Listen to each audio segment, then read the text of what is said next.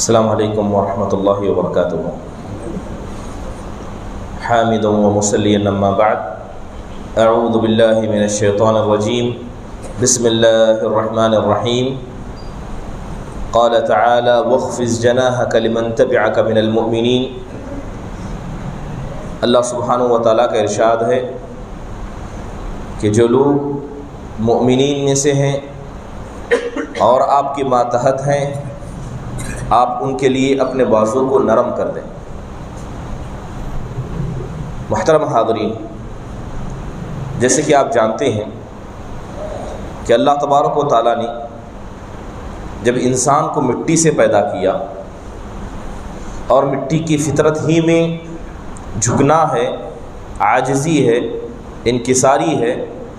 تو اسی کا حکم اللہ نے سب سے پہلے ہمارے باپ آدم علیہ السلام کو دیا۔ شیطان کیونکہ آگ سے پیدا کیا گیا تھا، اس نے تکبر کی راہ اختیار کی، تو اللہ نے اسے رہتی دنیا تک کے لیے مذموم قرار دیا اور ذلیل و رسوا کر کے اپنی رحمت سے دور کر دیا۔ لہذا انسان کے اندر جب اللہ تبارک و تعالیٰ کا دیا ہوا علم آتا ہے، تقوی اور پرہیزگاری آتی ہے، تو ضروری ہے کہ یہ علم، یہ تقوی اور پرہیزگاری انسان کے اندر عاجزی کو لے کر آئے۔ اگر کوئی آدمی عاجزی اختیار نہیں کرتا، انکساری کو اپنا شیوا نہیں بناتا، یا بدیگر الفاظ یوں کہیں کہ اپنے آپ کو کمتر اور لوگوں کو اپنے سے بہتر نہیں سمجھتا، تو سمجھ لیں کہ اس علم نے، اس تقوی نے خود اس کی ذات کو فائدہ نہیں پہنچایا ہے۔ یہی وجہ تھی کہ اللہ تبارک و تعالیٰ نے آپ علیہ السلام کو حکم دیتے ہوئے فرمایا کہ وَاخْفِضْ جَنَاحَكَ لِمَن تَبِعَكَ مِنَ الْمُؤْمِنِينَ۔ اے اللہ کے رسول صلی اللہ علیہ وسلم، آپ کے ارد گرد مومنوں کی ایک بڑی جماعت رہتی ہے، آپ کے اخلاق کا یہ حصہ ہے، اور آپ پر واجب و ضروری ہے کہ آپ ان کے ساتھ نرمی کا برتاؤ کریں، آپ ان کے ساتھ عاجزی کا معاملہ کریں۔ اللہ تعالیٰ نے آپ کو نبوت دی ہے، یہ اللہ کا فضل ہے، اللہ نے آپ کو چنا ہے، یہ اللہ کی رحمت ہے، اس میں آپ کا کوئی کمال نہیں ہے، تو لہذا اللہ کہتا ہے کہ آپ ان کے ساتھ عاجزی کا مظاہرہ کیجیے۔ یہی وجہ ہے کہ جتنے بھی انبیاء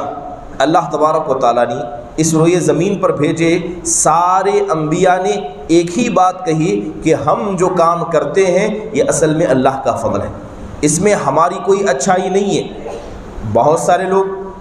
گزشتہ قوموں نے کیا کیا، اپنے نبیوں کے مقام سے بڑھ کر انہیں مقام دیا۔ بعض نے عزیر کو اللہ بنا لیا، تو بعض نے حضرت عیسیٰ کو خدا بنا لیا۔ تو اللہ تعالیٰ نے نبی صلی اللہ علیہ وسلم سے کہا کہ کہیں آپ کی قوم بھی آپ کے ساتھ یہی نہ کرے، تو آپ لوگوں میں اعلان کرتے ہوئے کہیے کہ وَلَا أَقُولُ لَكُمْ عِنْدِي خَزَائِنُ اللَّهِ، میں یہ نہیں کہتا کہ میرے پاس اللہ کے دیے ہوئے خزانے ہیں، وَلَا أَعْلَمُ الْغَيْبَ، نہ میں یہ کہتا ہوں کہ مجھے غیب پتہ ہے، وَلَا أَقُولُ إِنِّي مَلَكٌ، اور نہ میں یہ کہتا ہوں کہ میں فرشتہ ہوں۔ اللہ تعالیٰ نے آپ کے ذریعے یہ بات کہلوانے کا حکم دیا کہ آپ عام انسانوں میں سے ہیں، اگرچہ آپ کو علم دیا گیا، نبوت دی گئی، لہذا آپ عاجزی کو اختیار کریں۔ اللہ تعالیٰ نے حضرت عیسیٰ علیہ السلام کا ذکر کیا۔ لوگوں نے حضرت عیسیٰ کی پیدائش کو دیکھا، ان کے اندر معجزات دیکھے، کرامات دیکھے، تو انہیں اتنا مقام عطا کیا کہ انہیں اللہ کے مقام پر لا کر چھوڑ دیا۔ ان کی ماں کو اور بلندہ کا مقام دیا کیا۔ اللہ تعالیٰ نے حضرت عیسیٰ کا ذکر کرتے ہوئے فرمایا ان هو الا عبد انعمنا علیہ وجعلناہ مثلا لبنی اسرائیل۔ حضرت عیسیٰ کو ہم نے تھوڑے کرامات کے عطا کیے، لوگوں نے ان کے مقام سے بڑھ کر ان کو اٹھا دیا۔ اللہ کہتا ہے حضرت عیسیٰ تو ہمارے یہاں یہ ایک معمولی بندے ہیں، عام بندوں کی طرح ایک بندے ہیں، بس اللہ تعالیٰ نے ان پر انعام کیا ہے اور بنی اسرائیل کے لیے ان کو نمونہ بنایا۔ لہذا انبیاء علیہ السلام کا یہی شیوا رہا ہے کہ ان لوگوں نے ہمیشہ اپنی عاجزی کو لوگوں کے سامنے ظاہر کیا، کبھی تکبر نہ کیا، نہ علم کی وجہ سے، نہ اپنے مقام و مرتبے کی وجہ سے، اور نہ ہی اللہ تبارک و تعالیٰ کے قریبی ہونے کی وجہ سے۔ یہی وجہ ہے آپ جانتے ہیں کہ اللہ کے رسول صلی اللہ علیہ وسلم نے ایک حدیث میں بڑے پیارے انداز سے فرمایا کہ ان اللہ اوحى الی ان تواضعوا حتى لا يفخر احد على احد ولا يبغي احد على احد۔ آپ علیہ الصلوۃ والسلام کہتے ہیں کہ اللہ نے میری جانب وحی کی اور کہا کہ میں تواضع کو اختیار کروں، میں عاجزی انکساری کو اختیار کروں، اس قدر اختیار کروں کہ نہ کوئی آدمی کسی پر اپنے آپ کو بہتر سمجھے، نہ کوئی کسی پر فخر کرے اور نہ کوئی کسی پر ظلم و زیادتی کرے۔ تو لہذا یہی معاملہ انسان کا ہونا چاہیے۔ خود آپ علیہ الصلوۃ والسلام کی سیرت اس کی ایک زندہ مثال تھی، آپ علیہ الصلوۃ والسلام اس قدر لوگوں کے درمیان عاجزی سے رہا کرتے کہ آپ لوگوں میں سے ایک شمار ہوتے۔ جیسے کہ بعض روایتوں میں آتا ہے کہ جو کوئی آدمی آپ کی مجلس میں پہلی بار آتا وہ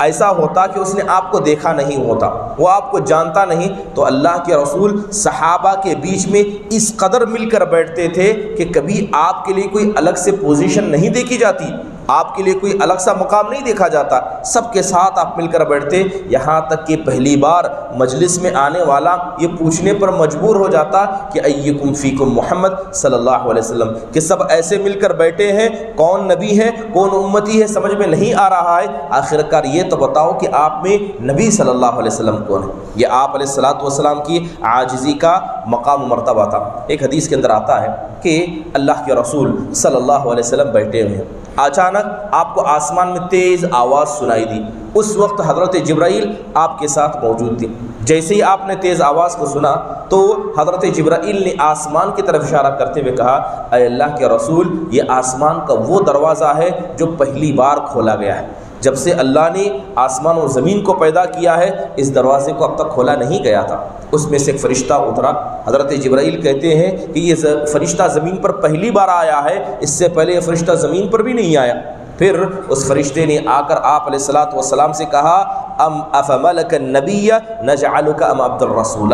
اللہ تعالیٰ آپ کو اختیار دیتا ہے، اگر آپ چاہیں تو اللہ ابھی آپ کو بادشاہ بنا دی۔ ایک بادشاہ کا جو مقام و مرتبہ ہے، جو لوگوں میں دبدبہ ہے، عہدہ ہے، جو شان و شوکت ہے، اللہ چاہے تو سب اللہ آپ کو عطا کر دے، یا تو اللہ تعالیٰ آپ کو ایک معمولی انسان بنا کر ان کا رسول بنائے، بتائیے آپ کیا چاہتے ہیں۔ حضرت جبرائیل نے اس آفر کو دیکھا، اللہ کے نبی کو دیکھا، تو آپ علیہ الصلوۃ والسلام سے کہتے ہیں، تواضع لربک یا محمد صلی اللہ علیہ وسلم، اے اللہ کے رسول صلی اللہ علیہ وسلم، کبھی آپ بادشاہ بننے کی مانگ نہ کرے، زمین میں عاجزی اختیار کرے، آپ اللہ سے کہیے کہ جس طرح میں ایک معمولی انسان ہوں ایسا ہی معمولی انسان بن کر ان کا نبی اور رسول بن کر رہنا چاہتا ہوں۔ تو اللہ کے نبی نے کہا، بل عبد الرسول، بلکہ میں تو اللہ کا بندہ اور اس کا رسول بن کر رہنا چاہتا ہوں۔ تو اللہ کے نبی صلی اللہ علیہ وسلم نے اسی عاجزی کو اختیار کیا، اور یہی عاجزی کیا ہے، انسان کو ہمیشہ دنیا و آخرت میں کامیابی لے جاتی ہے۔ ایک حدیث کے اندر آتا ہے کہ جب اللہ کے نبی صلی اللہ علیہ وسلم غزوہ بدر کے لیے نکلے،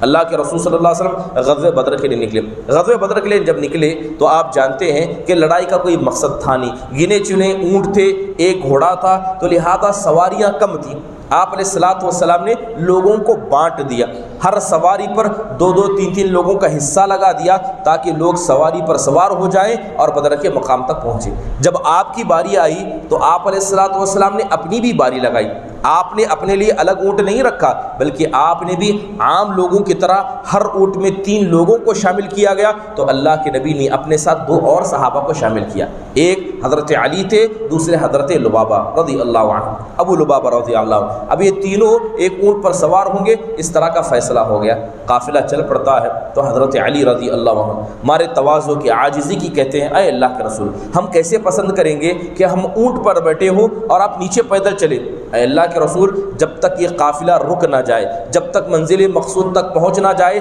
آپ اونٹ پر بیٹھیے، ہم پیدل چلیں گے۔ اللہ کے رسول صلی اللہ علیہ وسلم کا جواب سنیں، اللہ کے رسول کہتے ہیں کہ ما انتما اقوا منی ولا انا اغنی عن الاجر منکما۔ اللہ کے رسول کہتے ہیں کہ جہاں تک اونٹنی پر بیٹھنے کی بات ہے، اونٹنی پر تو وہ انسان بیٹھے جو کمزور ہے،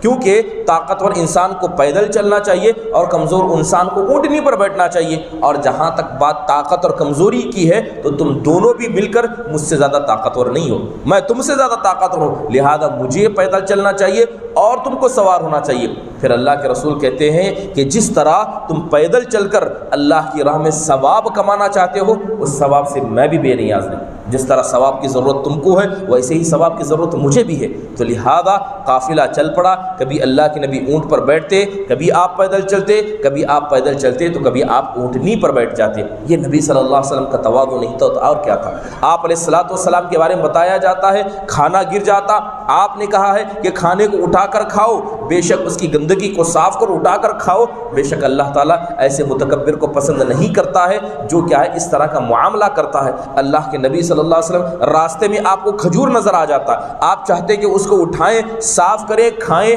مگر بسا اوقات آپ اس لیے کھجور کو نہیں اٹھاتے تھے کہیں وہ صدقے کا کھجور نہ ہو، اور صدقے کو اللہ نے آپ پر حرام قرار دیا تھا۔ ایسی عاجزی، ایسی انکساری انسان کے اندر ہونی چاہیے۔ اور یاد رکھیں کہ جو آدمی اپنے اندر تکبر کو پیدا کرے، قرآن میں اللہ نے، حدیث میں اللہ کے رسول نے تکبر کی اتنی مذمت کی۔ اللہ تعالیٰ کہتا ہے کہ انسان تم تکبر کر کے کیا کرو گے؟ تکبر کر کے کیا کرو گے؟ تم تکبر کر کے نہ اپنے آپ کو آسمان تک پہنچا سکتے ہو اور نہ پہاڑوں کو چیر سکتے ہو۔ جب یہ کام کر نہیں سکتے تو پھر تکبر کرنے کا کیا مطلب ہے؟ ایک آیت میں اللہ تعالیٰ فرماتا ہے تلک الدار الآخرۃ نجعلها للذین لا یریدون علوا فی الارض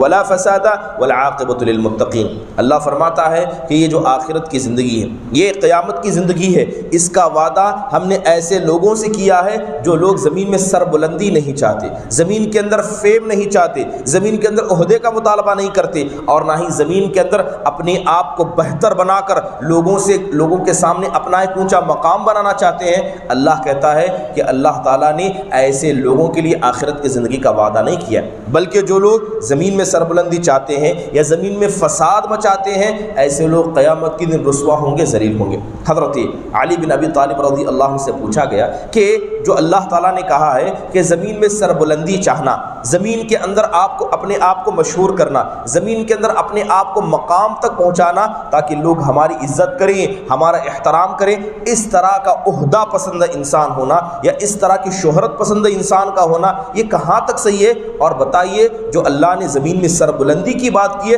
یہ کس طرح ہے، یعنی اس کی تفصیل بتائیں۔ حضرت علی رضی اللہ عنہ کہتے ہیں کہ اگر تمہارے پاس جوتا ہے، اگر تم جوتا پہنتے ہو اور تم دل میں یہ ارادہ کر لو کہ جو میرا جوتا ہے اس کا جو باندھنے کا تسمہ ہے جسے ہم لیس کہتے ہیں، اگر کوئی آدمی دل میں صرف یہ ارادہ کرے کہ وہ جوتے کا تسمہ جو لیس ہے یہ لیس میرے بھائی کے جوتے سے بہتر ہو، یعنی میرے بھائی کے پاس جو جوتا ہے اس سے بہتر میرے پاس تسمہ ہو، اگر تم نے زمین میں اتنا بھی اچھائی چاہی اور دوسروں سے اپنے آپ کو بہتر بنانا چاہا تو کہتے ہیں کہ زمین میں سربلندی مانگنا، یہ زمین میں اپنے آپ کو بہتر بنانا ہے۔ اور اللہ نے کہا ہے کہ جس نے زمین میں اس قدر کی سربلندی چاہی، اللہ نے آخرت کی زندگی کا وعدہ ایسے لوگوں سے نہیں کیا۔ تو ضروری ہے کہ انسان کی عاجزی صرف جسم سے نہیں بلکہ اس کے دل سے ہونی چاہیے۔ اور اللہ کے نبی نے فرمایا کہ ایک انسان کے اللہ کے نزدیک برا ہونے کے لیے یہی کافی ہے کہ وہ اپنے مقابلے میں جو مسلمان ہے، جو مومن ہے، اسے حقیر سمجھے، اپنے سے کمتر سمجھے۔ اگر کسی انسان نے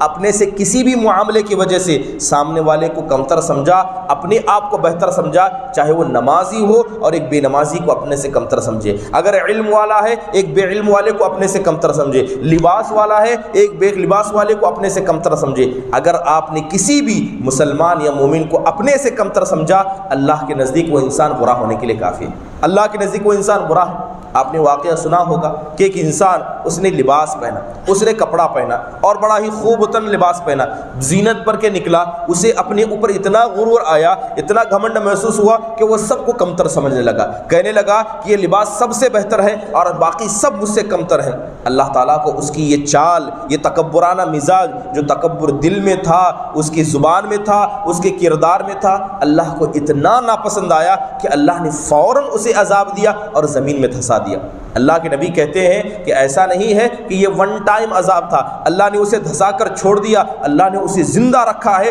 اور قیامت آنے تک وہ برابر اس عذاب کو روزانہ محسوس کرے گا۔ اور زمین میں تکبر کرنے والے کا یہی انجام اللہ دیتا ہے۔ اللہ تعالیٰ نے فرعون کو کیا کچھ نہیں دیا تھا، اللہ نے مصر کی بادشاہت دی، فرعون کا نام سن کر لوگ ڈرا کرتے، اللہ نے دلوں پر رعب دیا تھا، لیکن اس فرعون نے تکبر کیا تو اللہ تعالیٰ نے اس کے محل کا مالک ایسے مسلمانوں کو بنایا جن کو کھانے پینے کا طریقہ نہ آتا تھا۔ یہ بیچارے مزدور غریب تھے، اللہ نے فرعون کو اس کے محل سے نکال کر سمندر میں ڈبا دیا، اور جو بنی اسرائیل کمتر تھے اللہ نے فرعون کے جو بادشاہ تھا اس کی گدی کا مالک کیا ہے، ان بنی اسرائیل کو بنا دیا۔ تو تل ملک من تشاء، جسے چاہے اللہ بادشاہت دے، جس سے چاہے اللہ بادشاہت لے، جسے چاہے اللہ عزت دے اور جسے چاہے اللہ عزت کھینچ لے۔ یاد رکھیے کہ اگر کوئی آدمی اپنے اندر خوبیوں کی وجہ سے اپنے آپ کو بہتر سمجھ کر دوسروں کو کم تر سمجھتا ہے تو ایسے انسان کو بس اللہ کے عذاب کا انتظار کرنا چاہیے۔ لہذا انسان کی عاجزی دل میں ہونی چاہیے۔ آپ جتنے بھی بہتر ہوں، آپ لوگوں سے کتنے بھی اچھے ہو، یہ اللہ کا فضل ہے، اس پر اللہ کا شکر ادا کیجیے، لوگوں کو حقیر نہ سمجھیے۔ آپ جانتے ہیں کہ ایک انسان سوچنے سمجھنے کی صلاحیت رکھتا ہے، سوچنے سمجھنے کی صلاحیت رکھتا ہے۔ یاد رکھیے کہ کوئی بھی آدمی ایسا دنیا کے اندر نہیں ہو سکتا جو اپنے اندر تکبر کو رکھتا ہو اور لوگوں کا صحیح فیصلہ بھی کر سکتا ہو۔ اگر تکبر کا مزاج انسان کے اندر آئے، تکبر دل میں آئے یا تکبر مزاج میں آئے یا تکبر زبان میں آئے، تو ایسے لوگوں سے اللہ تبارک و تعالیٰ کیا ہے، سوچنے اور سمجھنے کی صلاحیت کو کھینچ لیتا ہے۔ یہی وجہ تھی کہ اللہ کے رسول صلی اللہ علیہ وسلم ہمیشہ کن کے ساتھ رہا کرتے؟ اللہ کے نبی جو قوم کے غریب ہیں، جو قوم کے فقیر ہیں، جو قوم کے مسکین ہیں، اللہ کے نبی ان کے ساتھ رہا کرتے، کیونکہ مال ایک ایسا خطرناک ہتھیار ہے جو انسان کے دل میں تکبر پیدا کرنے کے لیے کافی ہے، لوگوں کو حقیر سمجھوانے کے لیے مال کافی ہے۔ یہی وجہ تھی کہ اللہ کے رسول صلی اللہ علیہ وسلم دعا کیا کرتے، کیا کہتے؟ اللہم احیینی مسکینا وامیتنی مسکینا واحشرنی فی زمرۃ المساکین۔ اللہ کے نبی دعا کرتے ہوئے کہتے، اے اللہ تو مجھے زندہ رکھنا تو مسکینوں کے بیچ میں زندہ رکھنا، کیونکہ مسکینوں کے اندر تواضع ہوتا ہے۔ پھر آپ فرماتے ہیں اے اللہ تو مجھے موت دینا تو مسکینوں کے درمیان موت دینا، اور قیامت کے دن جب مجھے اٹھانا تو مسکینوں کے زمرے سے مجھے اٹھانا۔ نبی صلی اللہ علیہ وسلم کی دعا، آپ کا مسکینوں کے ساتھ رہنا کیوں تھا؟ اس لیے کہ آپ جانتے تھے کہ جو لوگ مالدار ہوتے ہیں، جن کے پاس مال آ جاتا ہے، ان کے دل میں گھمنڈ و غرور آ جاتا ہے، لہذا آپ علیہ الصلوۃ والسلام نے ایسے لوگوں کا سہارا اپنانا چاہا جن کے یہاں تواضع پایا جاتا ہے۔ یہی وجہ تھی کہ اللہ کے رسول صلی اللہ علیہ وسلم نہیں پسند کرتے تھے کہ جب آپ آئیں تو آپ کی تعریف بڑے بڑے الفاظ میں کی جائے، آپ آئیں تو لوگ آپ کی تعظیم میں اٹھ کر کھڑے ہو جائیں، آپ کو پسند نہیں تھا، کیونکہ یہ ساری چیزیں کیا ہے، انسان کے تواضع کے خلاف ہیں۔ ایک حدیث کے اندر آتا ہے، آپ علیہ الصلوۃ والسلام نے صاف فرمایا، من سرہ ان یتمثہ الرجال قیاما فلیتبوأ مقعدہ من النار۔ اس بات سے جس انسان کو خوشی ہوتی ہے کہ جب وہ مجلس میں آئے تو لوگ اس کی تعظیم میں اٹھ کر کھڑے ہو جائیں، آ رہا ہے تو لوگ گھبرائیں، اس کو مقام و مرتبہ دیں۔ اگر کوئی آدمی دل کے اندر یہ تمنا رکھتا ہے کہ مجلس میں آئے تو لوگ اس کے احترام میں اٹھ کر کھڑے ہو جائیں، ایسا انسان اپنا ٹھکانہ جہنم کے اندر بنا لے، کیونکہ یہ زمین تکبر کرنے کے لیے نہیں ہے۔ اور اللہ نے صاف کہا ہے کہ جو آدمی زمین میں تواضع اختیار کرے گا اللہ اسے آسمانوں میں عزت دے گا، دنیا میں نہیں بلکہ اللہ آسمانوں میں عزت دے گا۔ تو ضروری ہے کہ یہ اخلاق کا ایک بڑا مرحلہ ہے، تواضع دل کے اندر ہونا چاہیے، تواضع زبان میں ہونا چاہیے، آپ کے کردار میں ہونا چاہیے۔ کبھی ایسا نہ ہو کہ آپ کی زبان سے تکبر کے الفاظ، آپ کے مزاج میں تکبر ہو، یہاں تک کہ تکبر آپ کے دل میں بھی جگہ لے۔ اللہ تعالیٰ سے دعا ہے کہ اللہ تبارک و تعالیٰ تواضع جیسی عظیم صفت کو اختیار کرنے کی توفیق ہر انسان کو عطا فرمائے، اور تکبر یہ شیطان کا ہتھیار ہے۔ اللہ تبارک و تعالیٰ نے جتنی نعمتیں دی ہیں اس پر انسان شکر گزار بنے اور تکبر جیسی بیماری سے بچ کر رہے۔ اللہ تعالیٰ سب کو نیک عمل کی توفیق نصیب فرمائے، آمین۔ وآخر دعوانا ان الحمد للہ رب العالمین۔ السلام علیکم ورحمۃ اللہ وبرکاتہ۔